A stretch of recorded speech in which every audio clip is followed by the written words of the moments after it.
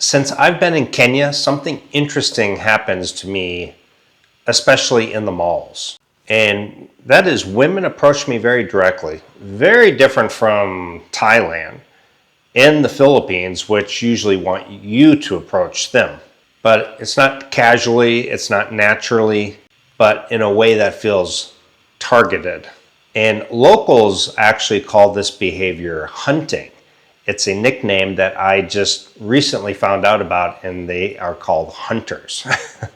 So today I want to explain what that really means without disrespect, without stereotypes, and I'll share some real experiences I personally had in Kenyan malls. Stick around for today's video. Got these plans stuck in my head.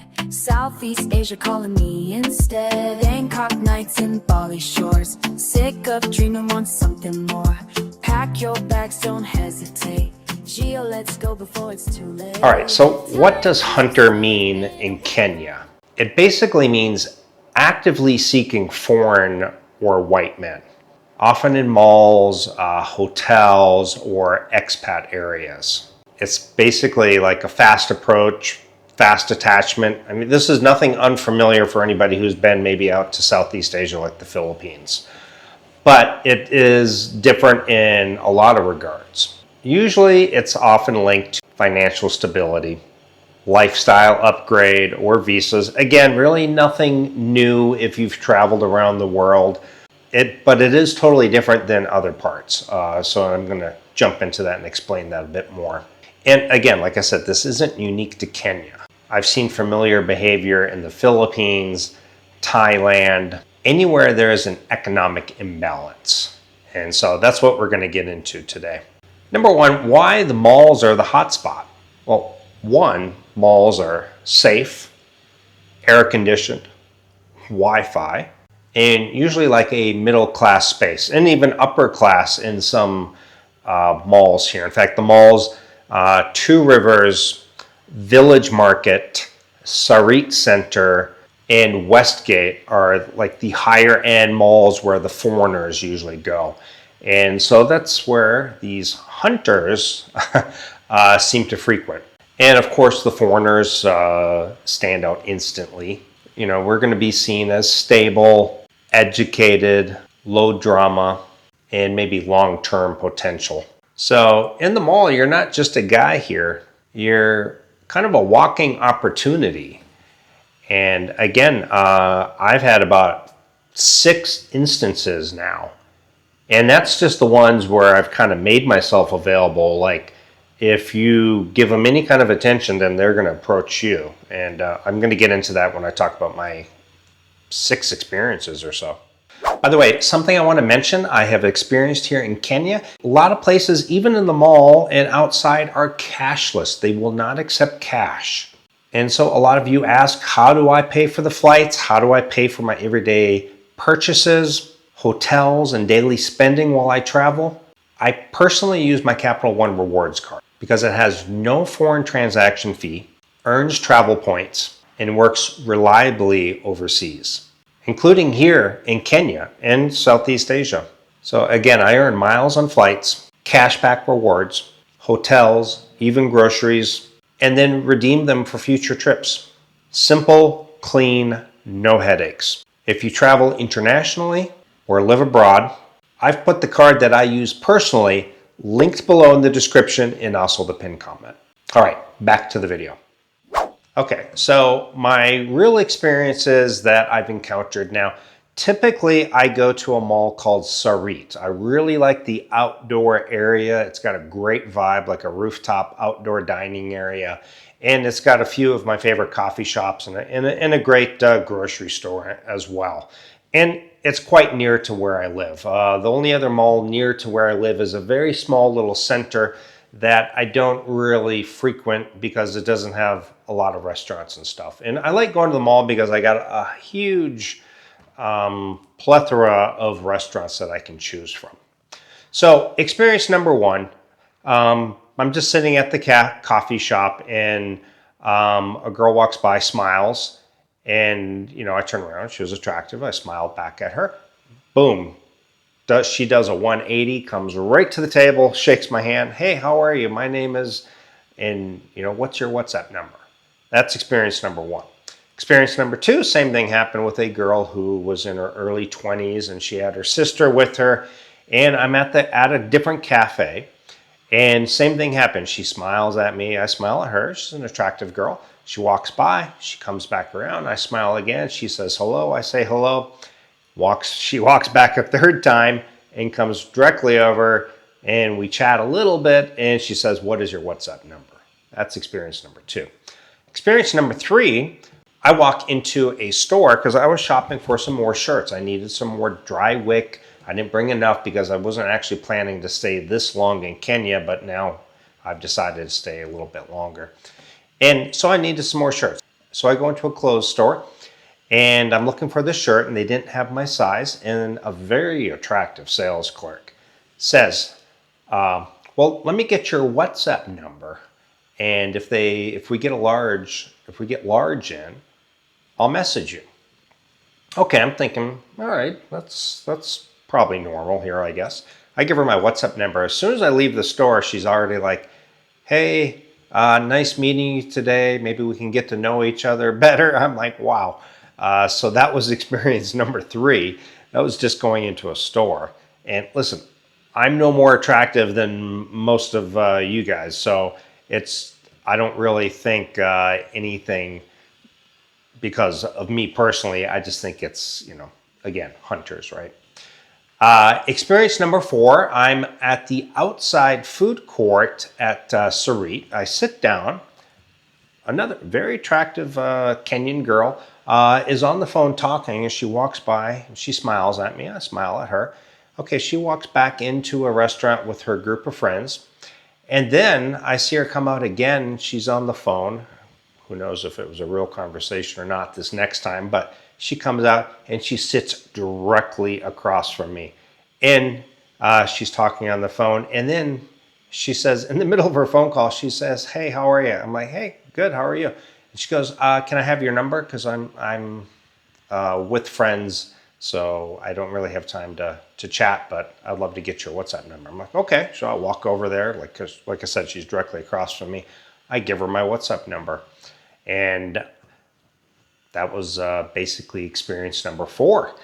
And another one happened in the same day, like probably within like an hour earlier. Another girl had, with her friend, walked by me, smiled. They came back, sat right by us.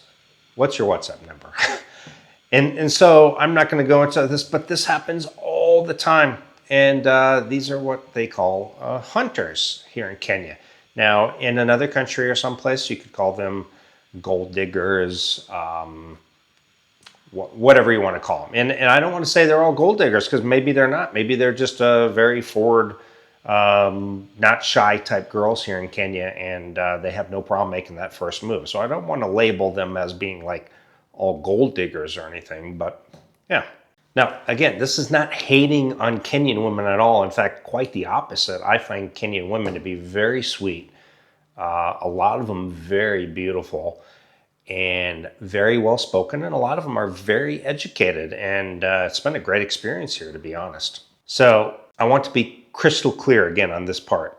I think Kenyan women are some of the warmest, most family-oriented, friendliest girls that I've met in my travels. Hunters are not a majority. I think the majority of women probably want you to approach them. They may walk by and smile, but they probably want you to say hello and go greet them. And I think a lot of women probably would hate that hunter label. So I want to be very clear that that's probably a very minute amount of Kenyan women. And it's more of a behavior, not a characteristic. And also it's probably more poverty driven and not really manipulation. And I think understanding this dynamic is not being judgmental. It's just about being aware about similar experiences that might happen to you if you come out to Kenya. Now, red flags of a hunter. Too much interest too fast. And I think, again, this could be applied to any place in the world, right? Immediate relationship talk. Financial hints early on. This was a big turnoff for me in the Philippines, so I want to build a house, I want this, I want to open my own sorry store, all this kind of stuff. Focus on maybe your travel, your passport, or your income. When they start getting into like, what do you do? How much do you make? How much is your rent? I've had a few girls here already ask me, how much are you paying on rent? Oh, what's your monthly income? You know, do you plan on living here? Are you okay going back to the U.S.? It's just a bit of a red flag there.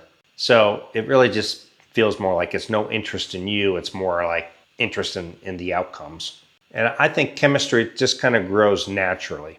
And the hunting feels a bit rushed. Although it's very flattering, and it's as a guy, it's very nice to have a girl walk by, smile, a beautiful girl, and then come right up and ask for your WhatsApp number. But sometimes that can be just a bit rushed.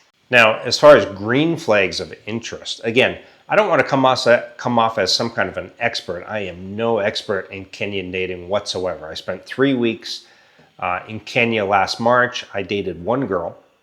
And this time I've been on a few dates, I'm not going to lie. I'm single. I can certainly date as much or as little as I want, you know, until a relationship happens or doesn't happen. We'll see what happens. But I think green flags are slow pace, curious more about your values, your dreams, your hobbies, things like that, not money. And she has her own routine. She has her own goals. Maybe she's already educated. She's got her own job. Comfortable splitting costs. Now, if there's a huge dynamic, for example, you know, like maybe you pay the high bills and maybe she just pays, you know, maybe some local fruits and veggies every week, or she pays the electric bill or something. Or maybe offers to buy you a coffee, something like that. And again, don't push labels too quickly. And I think it really comes down to real connection doesn't feel like a transaction.